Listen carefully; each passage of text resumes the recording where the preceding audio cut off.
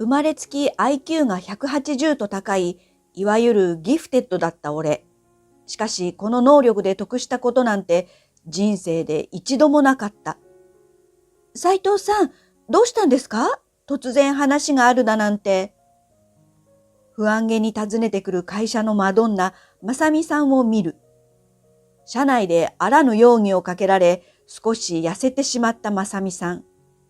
コミュニケーションが苦手な俺にも優しくしてくれたまさみさんのために、今俺ができること。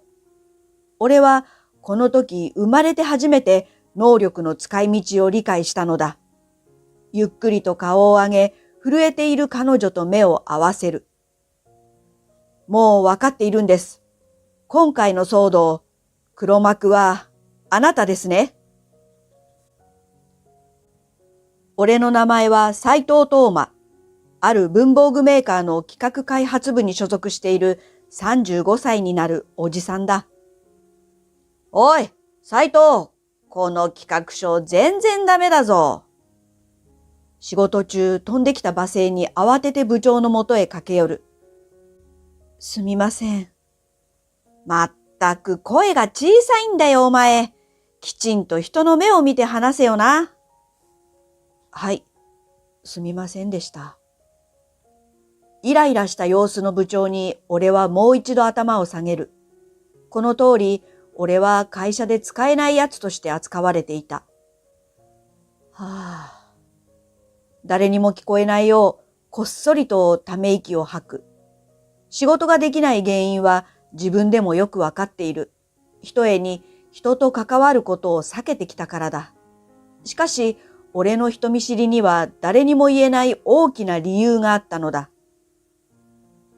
俺は生まれた当初、どこにでもいる平凡な子供だった。しかし、成長するごとにだんだんと周りの子供と違うことが分かってきた。母が最初に異変を感じたのは、俺の言葉を覚える速さだったという。お母さん、これってどういう意味？あら、こんな難しい言葉どこで覚えてきたの？テレビで見たんだよ。そうなの。まだ3歳なのに、トーマは頭がいいのね。少し成長が早いのかとのんきに構えていた母だったが、幼稚園に入ってからは周りとの差が浮き彫りになった。ねえお母さん、あっちで小さい女の子が泣いてるよ。助けてあげないと。例えば、誰も聞こえていない遠くの音が聞こえる。この時、母は半信半疑で俺が指し示した方へ向かったのだが、そこには俺が言った通り小さい女の子が親とはぐれて泣いていたのだ。ねえあなた、月末の土曜日って空いてる？ああ、確か空いてるぞ。よかった。買い物をしたいから車を出してくれる？ちょっと大荷物になりそうで。お父さん、月末の土曜日はゴルフに行くって言ってたじゃん。それでお母さんと喧嘩してたでしょ？そうだったか？そうだよ。来週は部長とゴルフに行くからよろしく。またなの？どうせ部長から無理やり誘われたんでしょ？次はちゃんと断ってちょうだいよ。ごめん。次はしっかり断るからさ。で、二人で言い合いになってたじゃん。俺の言葉に両親は驚いた顔をしてお互い顔を見合わせた。こんな風に何日も前の両親の会話を一言一句たがわずに覚えてたり、これはおかしいと思った両親が病院に連れて行ったところ、俺は IQ が180以上もあるギフテッドと呼ばれる人であることが判明したのだ。ギフテッドですか？聞いたことのない言葉に父親がうろたえた様子で医者に尋ねる。平均より著しく高い知能を持っている先天的な特徴です。トーマくんの場合は聴覚ですね。遠くの音も正確に聞き取ることができて、耳から入る記憶力がずば抜けているようです。要するに一部の人にしか与えられない特殊能力のようなものだ。決して珍しいものではなく、ギフテッドの有名人は何名もいる。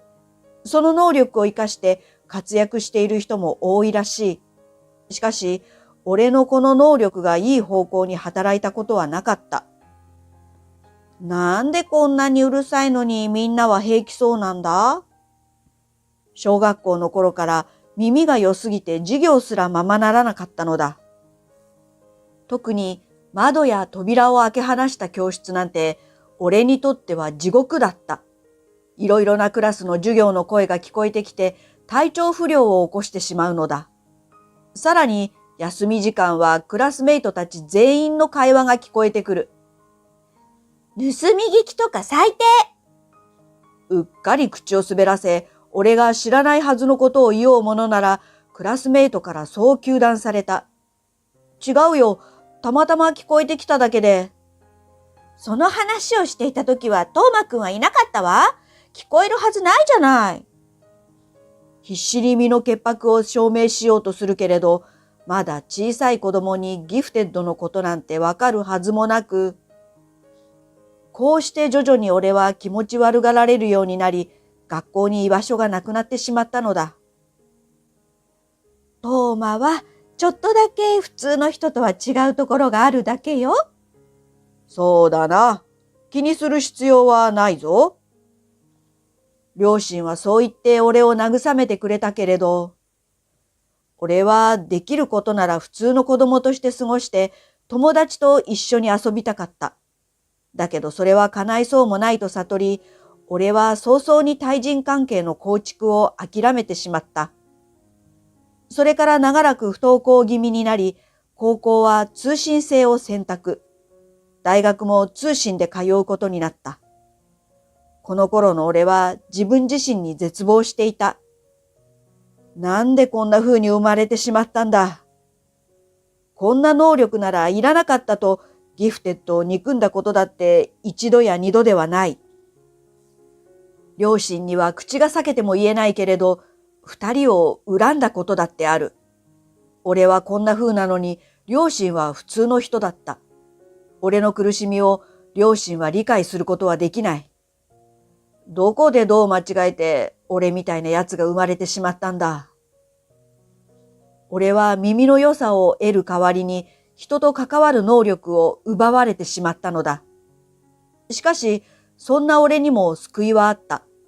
家に引きこもっていたとき、思い立ってオンライン上である組織を立ち上げたのだ。それは自分と同じギフテッドを集めた組織だった。広いインターネットの世界なら自分と同じ苦しみを感じている人も必ずいるはずだと、藁にもすがる思いで募集をかけたのだ。果たしてその考えは正解だったようで、募集の結果、組織に入りたいという声が続出した。俺以外にもこんなに苦しんでいる人がいたのか。自分の生まれ持った能力を持て余しているギフテッドは、俺の想像以上にたくさんいたのだ。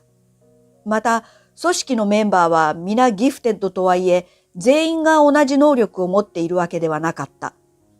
例えば、記憶力がずば抜けていると言っても、俺のように耳からの情報に特化している人もいれば、目からの情報に特化している人もいる。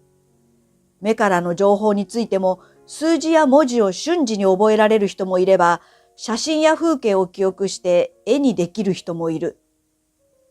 世の中にはいろいろな人がいるんだな。そんな個性豊かなメンバーたちと、はじめはオンラインで、次第に対面でも会うようになった。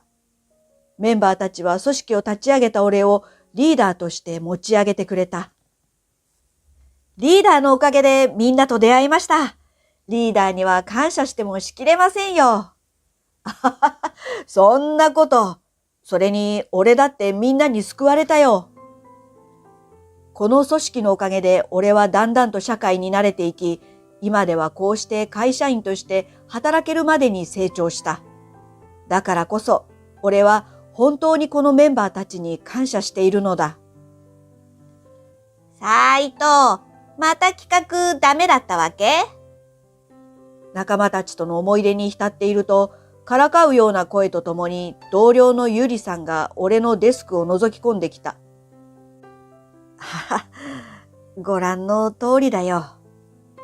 俺はボツになった企画書を片手に力なく笑いながらそう返す。この会社の人たちは俺の能力を知らない。社会に出た俺はこの能力を生かそうとは全く考えなかった。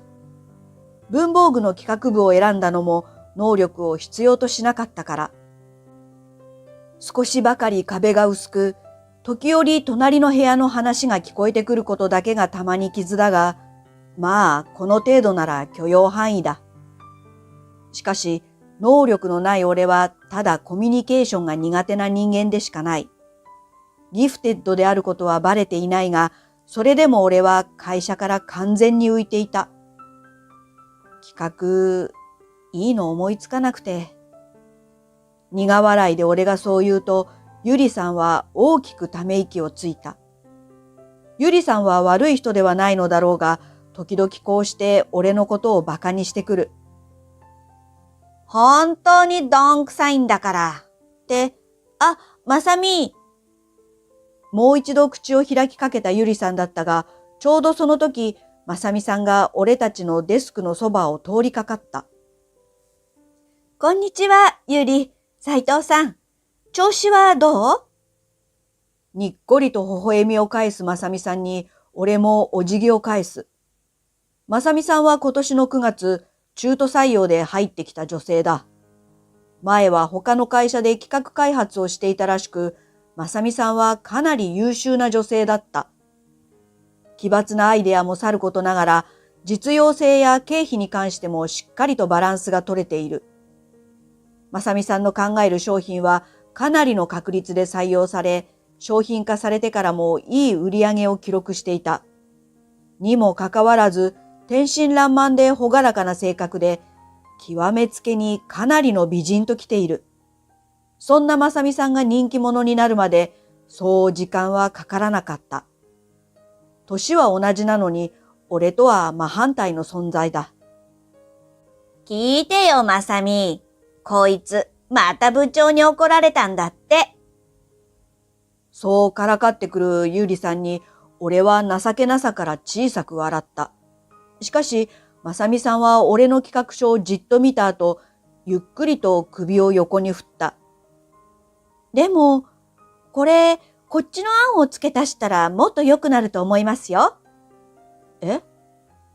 そんなまさみさんの言葉に、俺は思わず目を瞬く。ほら、ここをこうして、こうすれば、ね？なるほど。言われてみれば確かに。でしょ？アイデア自体は悪くないんです。それをうまく活かせば、きっと部長も認めてくれますよ。まさみさんがにこりと笑顔を浮かべる。大体の人が仕事のできない俺を見下すのに、まさみさんは誰にも分け隔てなく優しく接してくれるのだ。まさみったら、こんなダメ男にも優しくするなんて本当にいい子なんだから。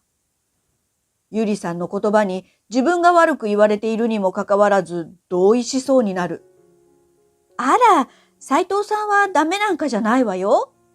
また、そんなこと言って。こいつが勘違いして調子に乗ったらどうすんのよ。ケラケラと笑い声を上げるゆりさんに、まさみさんは困ったような苦笑いを浮かべた。能力のない俺に取り柄がないことなど100も承知だった。本来であればこの能力を生かした仕事に就くべきだと思うし、俺もそうしたい。しかし、この能力を使って気持ち悪がられるのはもう嫌だった。それに、俺には組織があり、苦しみを分かち合えるメンバーがいる。今はそこでだけ本来の自分を見せればいい。この時まではそう考えていたのだが、事件が起きたのはある日のことだった。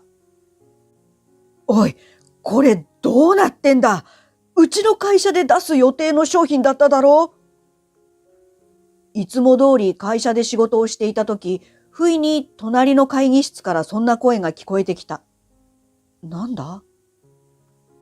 ただごとではない様子の小姉に作業をしていた手をピタリと止める。騒がしいとまではいかずとも、俺たちのいるオフィスでは何かしらの雑音が飛び交っていた。いくら壁が薄いとはいえ、会議室の声を聞けるのは俺くらいだろう。普段の俺ならなるべく意識しないようにパソコンに集中するところだが、今回ばかりは思わず耳をそば立てていた。何が起こってるんだろう。ただならぬ雰囲気になんとなく嫌な予感がしたのだ。声から考えて会議室にいるのは社長と部長、課長の3人。そして焦った様子で彼らが話していた内容は俺の想像を絶するものだった。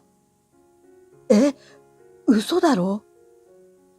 どうやらうちが来週発表しようと思っていたボールペンがなぜかライバル会社の SNS で発表されてしまっていたらしい。このボールペンは従来にはない特殊なインクを使ったもので、うちの自信作でもあった。そして、この企画の発案者は、まさみさんだ。まさみくん、ちょっと。はい。ほどなくして会議室にまさみさんが呼ばれた。それからも企画について話し合っていたが、どうやらまさみさんは何も知らないらしい。私は何も知りません。なんでこんなことに。まさみさんの悲痛な声に思わず拳を握りしめた。まさみさんがいつも頑張っていることは知っている。今回の企画だってまさみさんがずっとパソコンと向き合いながら懸命に進めてきたものだった。この企画を作り上げるために無理な残業を続けていたことも知っている。疲れ切った様子なのに彼女はいつも通り俺のことを気にかけ笑顔を向けてくれた。それがどうしてこんなことになってしまったのだろう。結局情報の出所はわからないまままさみさんは数分後に解放され会議室から出てきた。もちろん盗み聞きしていたとは言えず、その日俺は暗い顔をした彼女に声をかけることができなかった。しかし、それから数日と経たず、どんどん状況は悪化していった。ライバル会社への情報流出が瞬く間に噂となったのだ。さらに犯人として白羽の矢が立ったのは発案者であるまさみさんだった。まさみさんって本当はこの会社に潜り込んだライバル会社のスパイだったんじゃないって噂よ。ああ、その話なら俺も聞いたよ。なんでもうちの会社を潰そうとしているらしいじゃないか。いつも笑顔で愛想がいいから騙されてたわ。変な時期に突然うちに来たのも今思えば怪しいよな。こんな調子でまさみさんへの疑惑は膨らんでいくばかり。社内でのまさみさんへの風当たりは一気に強くなってしまった。まさみさん、大丈夫ですか？ある日、とうとう俺はまさみさんに声をかけていた。当初の天真爛漫さはどこへやら。事件が発覚してからまさみさんはずっと暗い表情を浮かべており、とても見ていられなかったのだ。斉藤さん、大丈夫です。なんともないですよ。それでも気丈に振る舞おうとしているのだろう。俺の声かけにまさみさんは笑顔を浮かべた。いっそ痛々しいとすら思えるその笑顔にずきりと胸が痛くなる。集団の中で孤立している心細さと寂しさは俺にも理解できる。ただ、俺の場合は特殊な理由があったが、まさみさんの場合は完全に濡れ衣だ。まさみさんはこんな俺にもよくしてくれたというのに、今まさみさんが苦しんでいるのはあらぬ疑いをかけられているせいだ。だったら、その疑いを晴らし、新しい犯人を見つければ、まさみさんはまた笑顔を取り戻してくれるだろうか。そんな考えが頭をよぎり、俺はぐっと拳を握りしめる。ずっと俺は自分の能力を憎んできた。これは能力ではなくハンデなのだとギフテッドであることを呪った。しかし今、この能力を使えば、もしかしたらまさみさんを救うことができるかもしれない。この時、俺は生まれて初めて自分の力の使い道を理解した。まさみさんを救いたいと強く思ったのだ。まさみさん、安心してください。俺がどうにかしてみせますから。気がつけば、俺はまさみさんにそう告げていた。企画書を流した真犯人を見つけて、まさみさんをこの窮地から救い出す。それこそが与えられた力の使い道なのだと、俺は確信していた。どうにかするって。俺があなたを救います。今まで受けた恩を今、返させてください。決意のこもった俺の言葉に何も知らないまさみさんは大きく目を見開いたのだった。それから数日後、俺はまさみさんとある人物を会議室に呼び出した。斉藤さん、どうしたんですか？突然話があるだなんて。状況の飲み込めていないまさみさんは不安げにそう尋ねてくる。もう一人の人物はこれから自分が何を言われるのか分かっているのか終始無言を貫いていた。俺はその人物をじっと見つめ小さく息を吐いた。数日の捜査で俺はうちの会社のスパイを見事洗い出すことに成功したのだ。もっとも彼女だとは思ってもみなかったのだが、もう分かっているんです。今回の騒動、黒幕はあなたですね。俺の言葉にその女性、ゆりさんはぎくりと身を固くした。何のこと？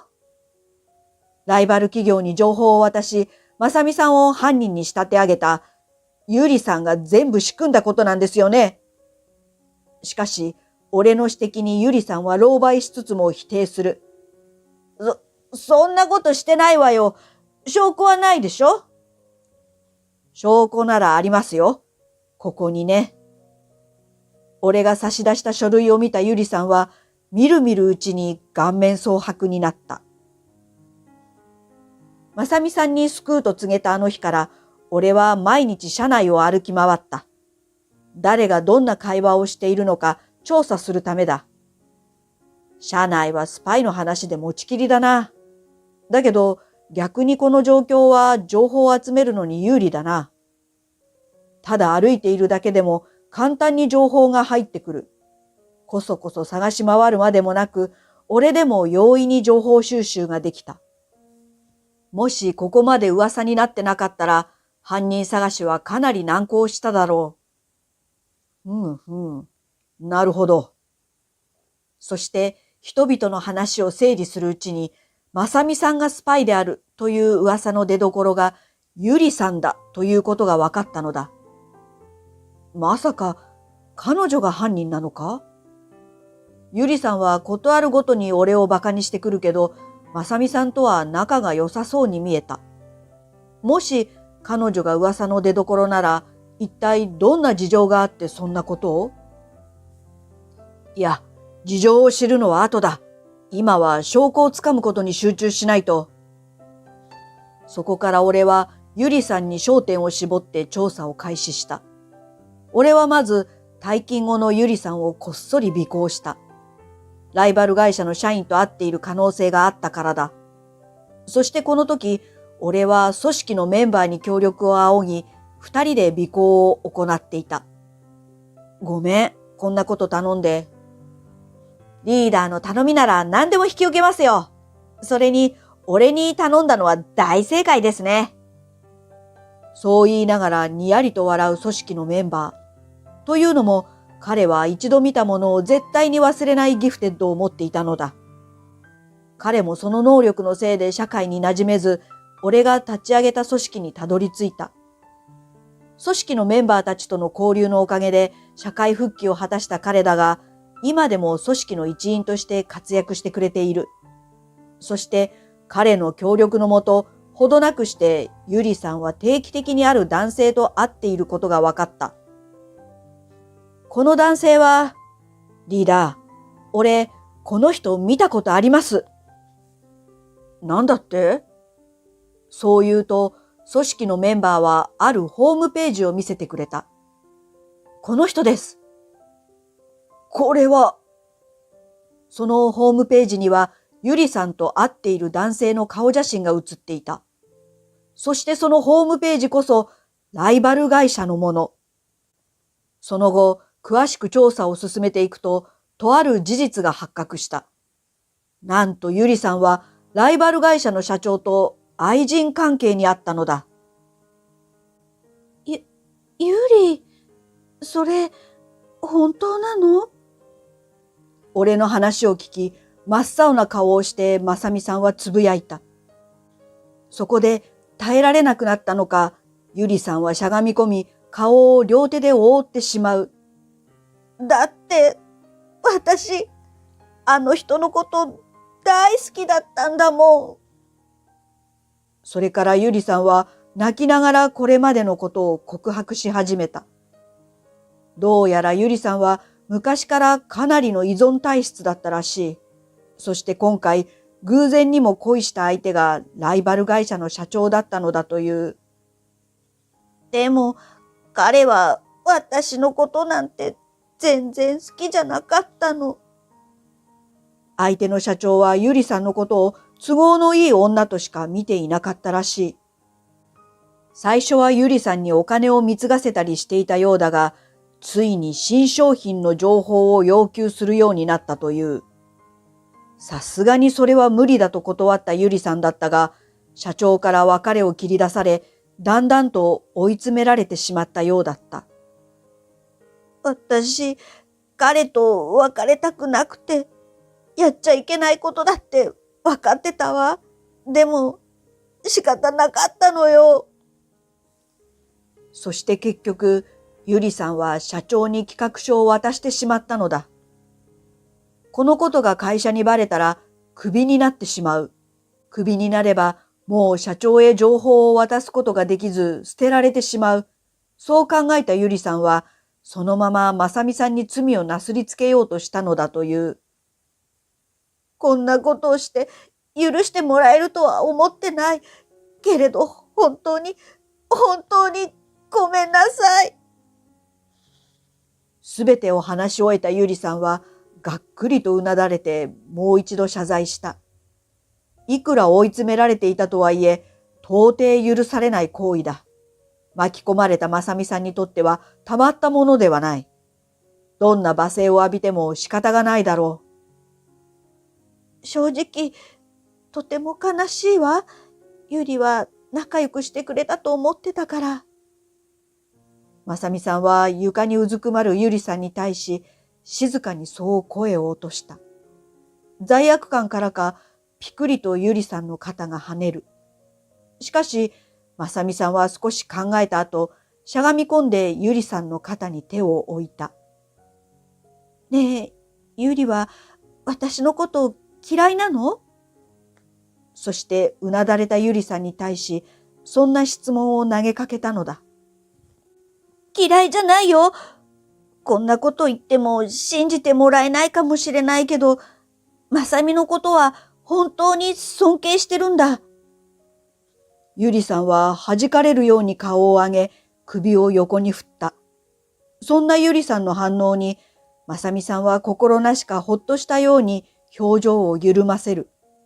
続けてどこか遠くを見るような目で、まさみさんはあることを語り始めた。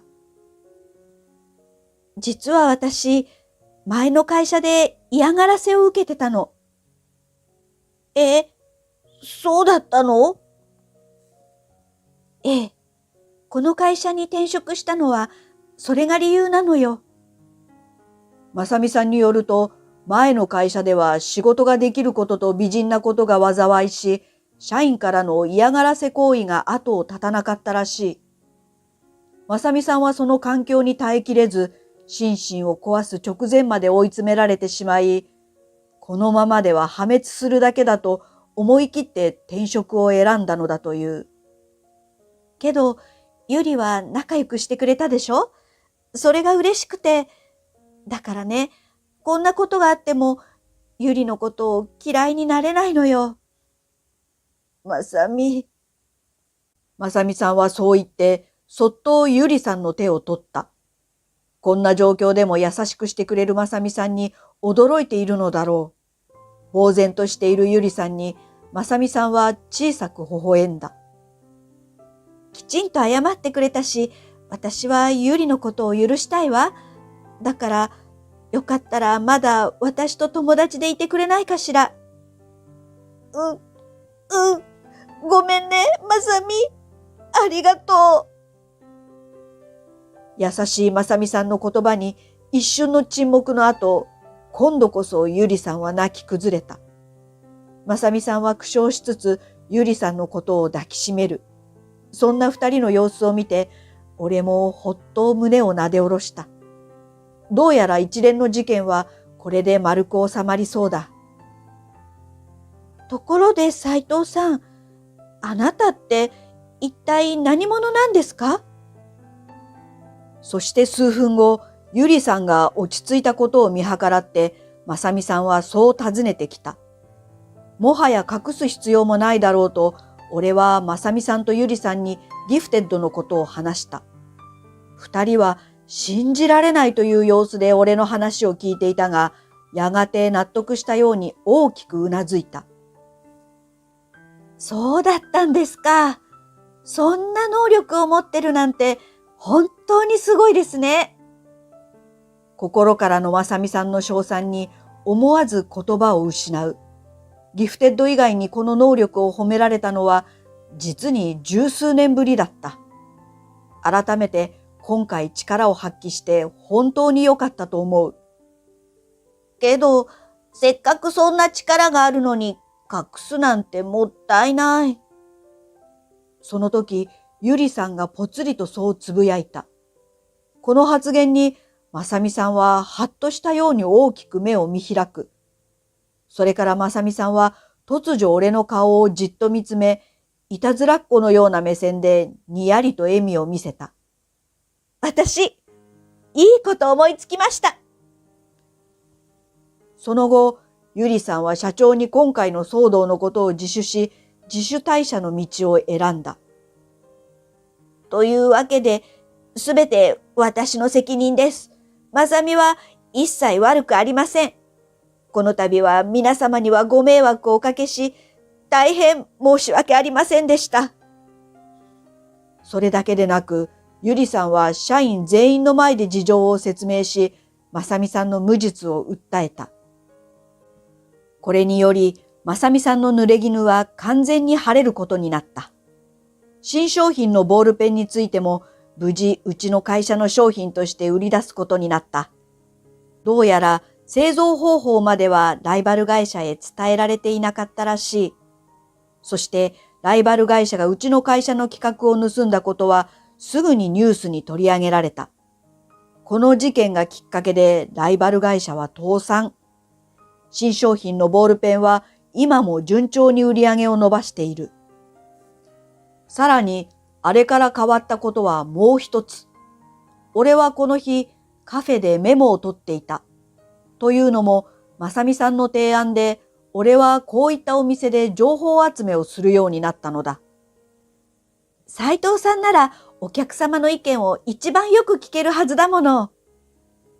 まさみさんの言う通り、カフェで勉強中の人たちの会話の中には、商品開発のヒントがたくさん転がっていた。このボールペン、もっと握りやすくならないかしら。こういう形のノートがあると助かるんだけどな。俺はその人たちの話を耳で聞き、記憶に刻んでいく。俺はそれをもとに企画作成を進めていった。お客様のニーズにぴったり寄り添った商品は社内でも評判が良く、企画も通るようになり、俺はだんだんと仕事を任されるようになった。自分の能力を生かす方法をやっと見つけることができたのだ。それもこれもすべて社会復帰を助けてくれたメンバー、そしてまさみさんのおかげだった。周りの人たちに感謝しつつ、俺は今日も自分の仕事に一生懸命取り組む。これからもこの能力とともに俺は生きていく。きっとギフテッドはその名の通り、神様からの素敵な贈り物なのだから。